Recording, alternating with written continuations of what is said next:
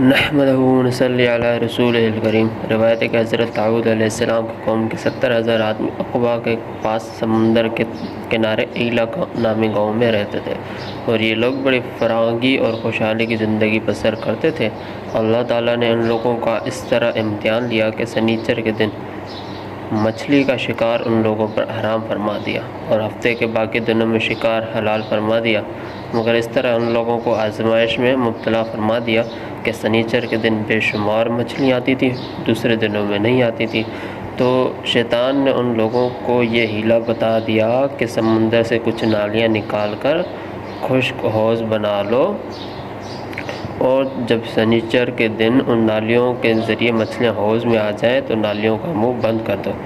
اور اس دن شکار نہ کرو بلکہ دوسرے دن آسانی کے ساتھ ان مچھلیوں کو پکڑ لو۔ ان لوگوں کو یہ شیطانی ہیلا بازی بہت پسند آ گئی، اور ان لوگوں نے یہ نہیں سوچا کہ جب مچھلیاں نالیوں اور حوضوں میں مقید ہو گئیں تو یہی ان کا شکار ہو گیا۔ تو سنیچر ہی کے دن شکار کرنا پایا گیا جو ان کے لیے حرام تھا۔ اس موقع پر ان یہودیوں کے 3 گروہ ہو گئے۔ کچھ لوگ ایسے تھے جو شکار اس شیطانی ہیلے سے منع کر رہے تھے اور ناراض و بیزار ہو کر شکار سے باز رہے، اور کچھ لوگ اس کام کو دل سے برا جان کر خاموش رہے، دوسروں کو منع کرتے تھے،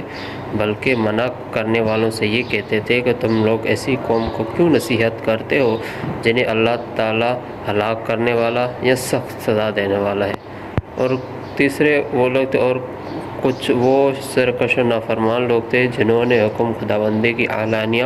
مخالفت کی اور شیطان کی ہیلا بازی کو مان کر سنیچر کے دن شکار کر لیا اور مچھلیوں کو کھایا اور بیچا بھی۔ جب نافرمانوں نے منع کرنے کے باوجود شکار کر لیا تو منع کرنے والی جماعت نے کہا کہ اب ہم ان معصیت کاروں سے کوئی میل ملاپ نہیں رکھیں گے۔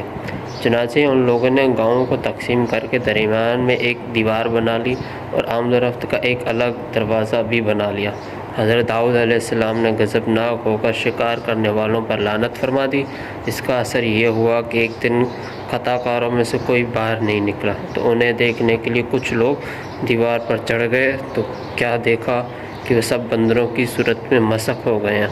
اب لوگ ان مجرموں کا دروازہ کھول کر اندر داخل ہوئے تو وہ بندر اپنے رشتہ داروں کو پہچانتے تھے اور ان کے پاس آ کر ان کے کپڑوں کو سونگھتے تھے اور زار و زار روتے تھے، مگر لوگ ان بندر بن جانے والوں کو نہیں پہچانتے۔ ان بندر بن جانے والوں کی تعداد 12,000 تھی۔ یہ سب 3 دن تک زندہ رہے اور درمیان میں کچھ بھی نہ کھا پی سکے، بلکہ یوں بھی ہی بھوک کے پیاسے مر گئے۔ شکار سے منع کرنے والا گروہ ہلاکت سے سلامت رہا، اور صحیح قول یہ ہے کہ دل سے برات جان کر خاموش رہنے والوں کو بھی اللہ تعالیٰ نے ہلاکت سے بچا لیا۔ اس واقعے کا اجمالی بیان تو سورہ بقرہ کی اس آیت میں ہے، اور بے شک ضرور تمہیں معلوم ہے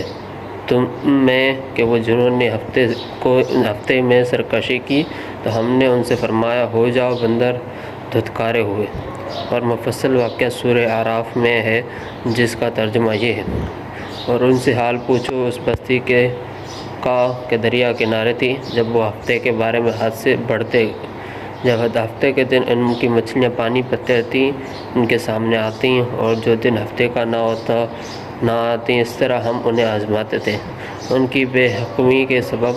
جب ان میں سے ایک گروہ نے کہا کیوں نصیحت کرتے ہو ان لوگوں کو جنہیں اللہ ہلاک کرنے والا ہے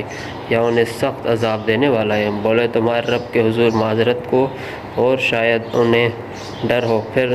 جب وہ بھلا بیٹھے جو نصیحت انہیں ہوئی تھی، ہم نے بچا لیے وہ جو برائی سے منع کرتے تھے، اور ظالموں کو برے عذاب میں پکڑا۔ بدلاؤ ان کی نافرمانی کا۔ پھر جب انہوں نے ممانعت کے حکم سے سرکشی کی، ہم نے ان سے فرمایا ہو جاؤ بندر، دھتکارے ہوئے۔ معلوم ہوا کہ شیطانی ہیلا بازیوں میں پڑھ کر اللہ تعالیٰ کے احکام کی نافرمانیوں کا انجام کتنا برا اور کس قدر خطرناک ہوتا ہے۔ تو خدا کے نبی جن بد نصیبوں پر لعنت فرما دیں وہ کیسے ہولناک عذاب الہی میں گرفتار ہو کر دنیا سے نیست و نابود ہو کر عذاب میں نار میں گرفتار ہو جاتے ہیں اور دونوں جہانوں میں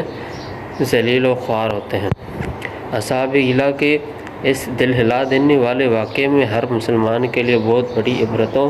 اور نصیحتوں کا سامان ہے۔ کاش اس واقعے سے مسلمان کے قلوب میں خوف خداوندی کی لہر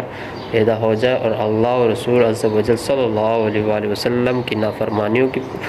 پگڈنڈیوں میں بھٹکنے سے منہ موڑ کر صراط مستقیم کے شاہراہ پر چل پڑیں اور دونوں جہانوں کی سربلندیوں سے سرفراز ہو کر اعزاز و اکرام کی سلطنت کے تاجدار بن جائیں۔